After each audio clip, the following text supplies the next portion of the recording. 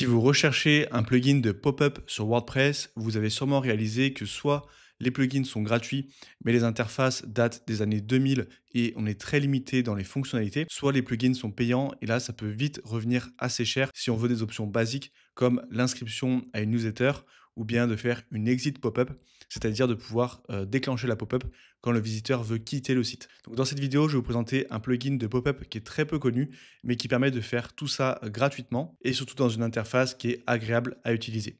Donc ce plugin, c'est BDOW. Bon, le nom, j'avoue qu'ils auraient pu trouver un peu mieux, mais c'est ce plugin.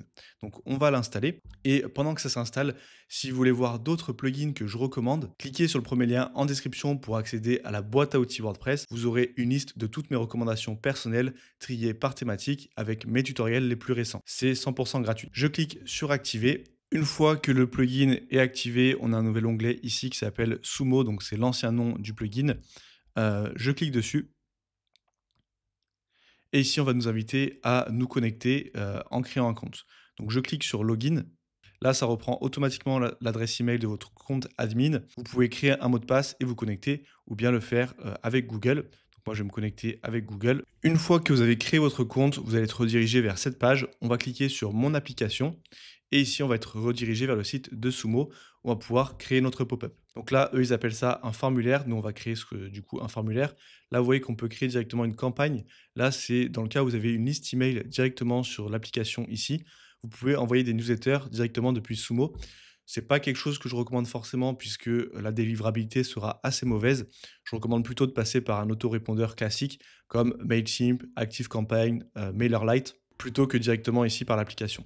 Donc on va créer un formulaire et là directement on peut choisir l'objectif du formulaire.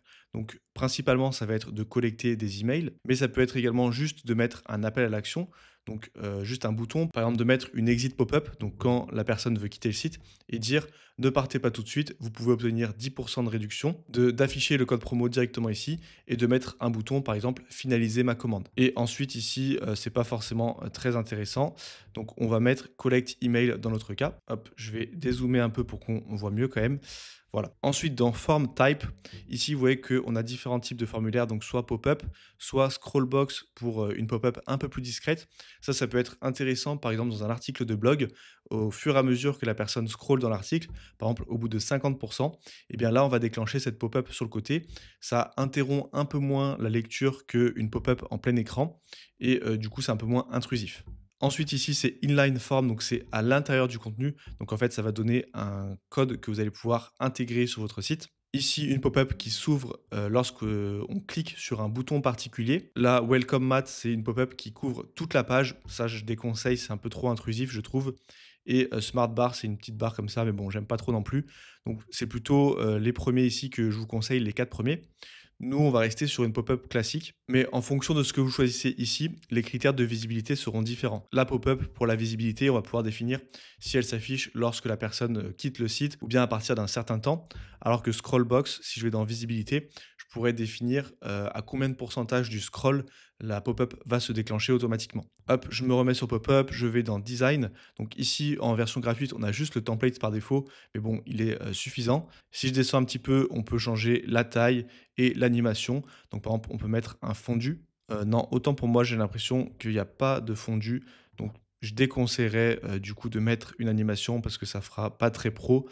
Euh, à la limite bounce, mais bon, c'est un peu trop, ouais, ça surtout pas.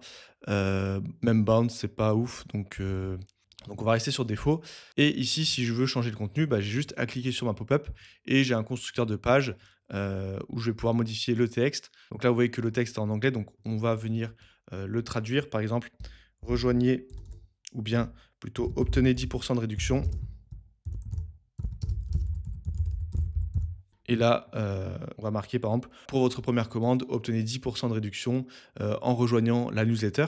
Donc là, le texte pourrait être amélioré. Par exemple, newsletter, ça donne pas trop envie. Il faudrait donner un nom un peu plus attractif. Mais bon, là, c'est pas très grave. Et si je descends un petit peu, ici, vous voyez que je peux changer la famille de police et surtout la taille de police si je trouve que c'est un peu trop petit. Par exemple, je peux passer à 18 pixels. Et voilà. Et je peux également appliquer ça à tout le texte de la pop-up pour gagner du temps.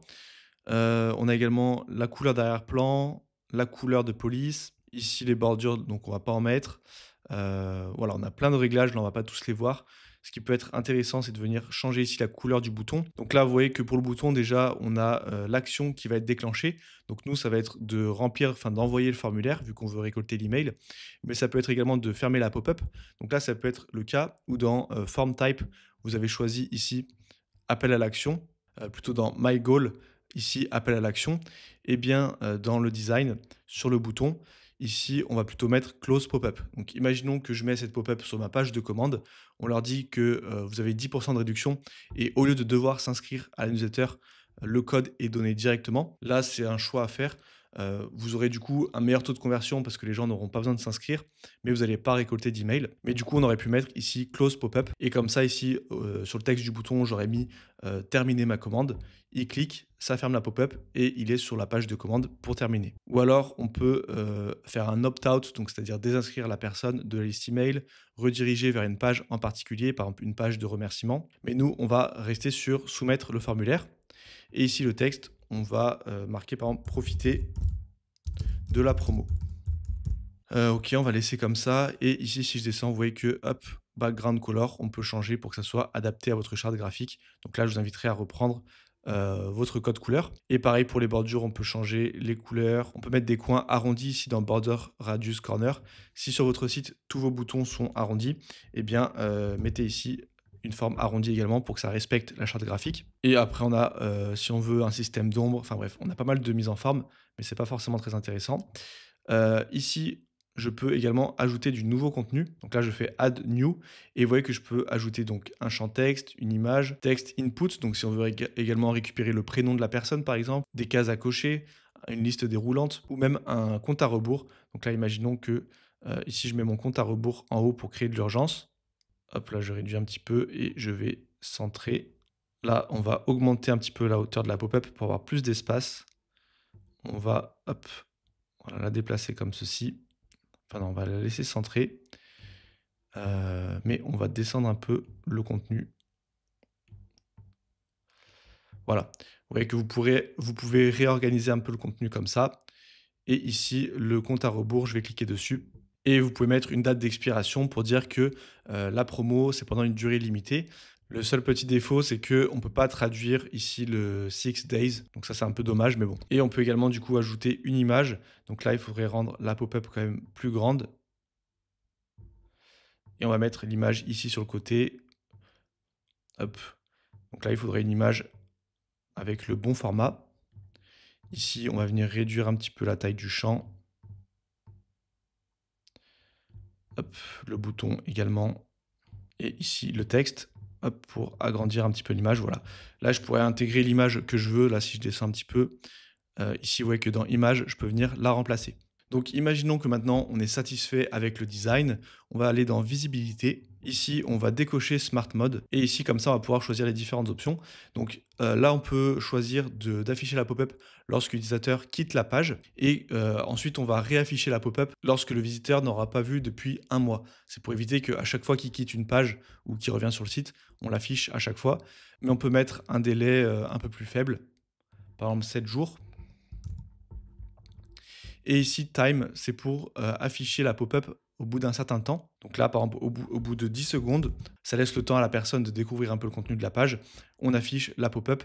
Si vous faites une pop-up qui s'affiche après un certain temps, moi, je mettrais plutôt une pop-up sur le côté pour éviter que ça soit trop intrusif. Et là, mettre une durée du coup plus élevée parce que quand c'est une pop-up intrusive comme ça, on n'a pas forcément envie de l'avoir souvent. Ensuite, ici, on peut ajouter des règles d'affichage. Donc, si je fais Add Rule, on peut montrer uniquement sur certaines URL, pages, certains appareils, ou alors ne pas montrer et exclure ici des URL ou des pages. Donc, imaginons que je vais sur page.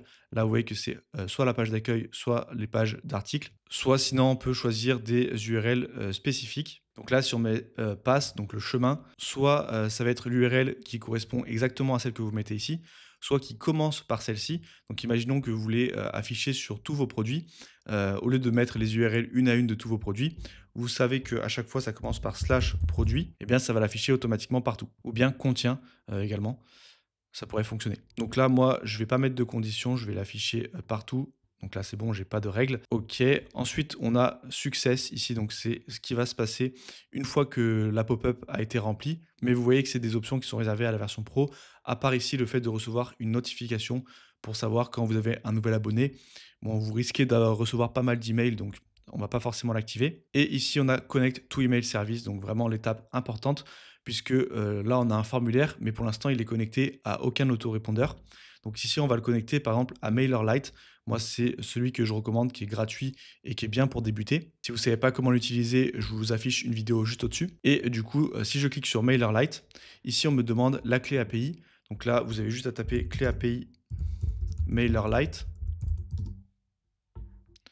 Et sur la documentation, vous aurez le lien exact.